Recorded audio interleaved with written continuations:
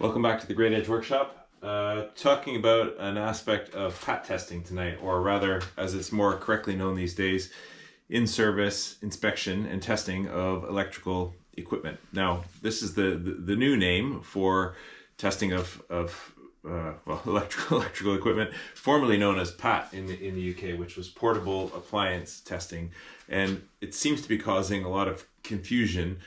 Because people are stuck. Well, the acronym PAT is deeply embedded in everyone's vocabulary, so it's going to be around probably until a whole generation of testers retires, me included.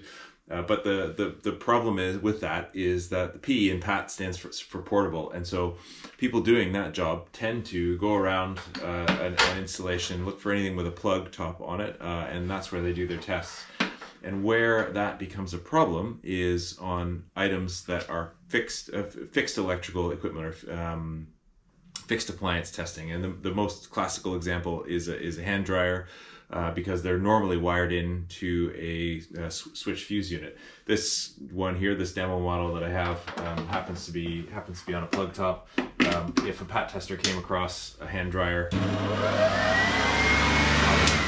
on a plug top, they would know exactly what to do, pull the plug and run their series of tests. But what if it was plugged into a switch fuse unit like I've got here? Obviously just a demo, not connected to anything.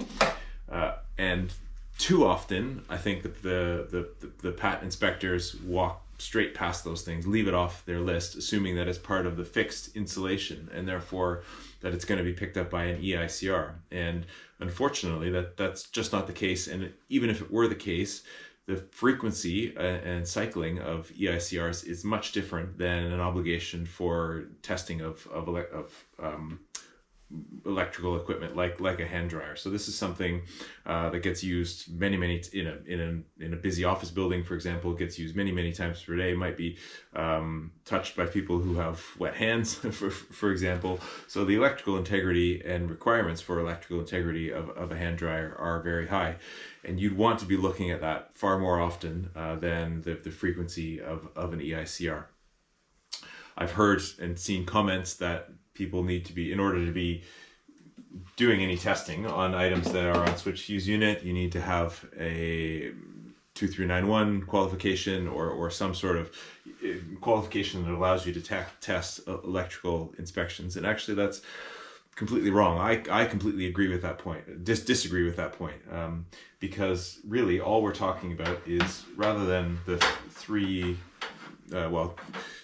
two conductors, well, three conductors if we count the CPC in this cable connected to these three pins here. Rather, you have those same three connectors just wired into terminals inside this block. So there's an extra step of safe isolation. You know, when if you want to get access to those conductors, you have the plug in your hand, you take it apart, and there they are. But you know for sure that you're not connected to the electrical installation, because you've got the plug top in your hand. When you're going into a switch fuse unit, it's a different story, because you need to make sure that the electrical supply to that is cut off. So there is an extra level of requiring to know how to go through the safe isolation procedure. But goodness me, not knowing how to do safe isolation and being an electrical safety inspector seems to me like a courier driver that doesn't know how to use a seatbelt. It's a fundamental safety point for the job that you're doing. So if you've got your 2377 qualification but you don't know how to test from here, get out there and do the necessary work to be able to do that, because you're leaving your clients exposed. If they are trusting you to go and test all of the equipment that's required on what we still commonly call the PAT inspection, as I was saying, and then in the next week they hire another electrician to come in and do the EICR. They get both their certificates, everything's on there. They're going to be assuming that they're completely covered. But if the PAT inspector says, well, I'm not going to do the hand dryer because it's hardwired in, the electrician doing the EICR is not going to do the hand dryer because they would be testing up to the switch fuse unit, then nobody's looking at this thing that can get splashed and wet, and people are handling with wet hands, and it has hand dryers tend to have a hard life. So leaving the duty holder exposed. So either we all, doing pat inspections, all need to start picking up with a fixed appliance testing, or being more clear with the duty holder exactly where your boundary is, what testing you're going to be conducting, and what testing you're leaving for the next electrician. The item that the duty that the duty holder is trying to fulfill is complying with the electricity at work regulations, and there is no regulation that says pat testers need to test this equipment and an EICR needs to cover this. All that the health and safety executive in the UK are saying is it's a regulation 4.2.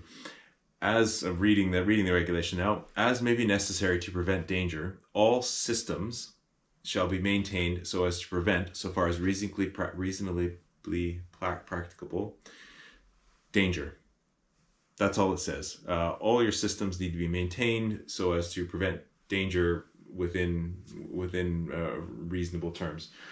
A system, as far as the EAWR is concerned, is the electrical supply and anything that can be connected to the electrical supply. So that even includes items that can be plugged in, all form part of that electrical system that duty holders need to make safe. Therefore, their obligation covers everything, as you can imagine, from distribution board all the way through out to the toaster at the far end of the building, and you don't want to be leaving that person vulnerable, especially if their instruction is test all items, something like that, something vague. That it's not fair on them to be walking past these fixed assets or fixed appliances. So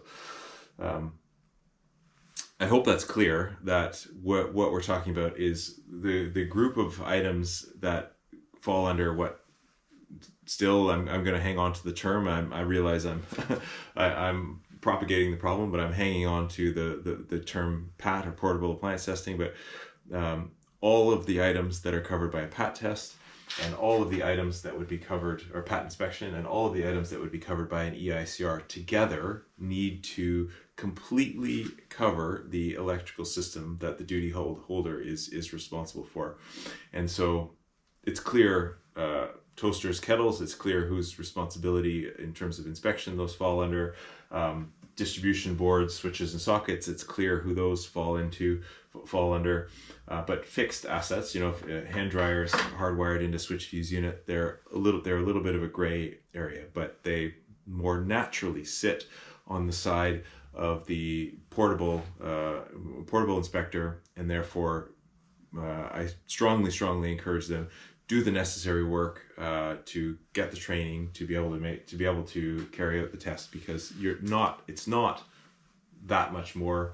We've got, as I said, your three conductors, and rather than being connected into a plug top, they're just connected into a terminal there.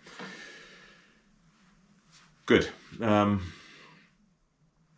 Hopefully that starts to brush away some of the fog and uncertainty around this topic of where the boundary is between portable appliance testing, or in-service inspection and testing of electrical equipment, and EICRs.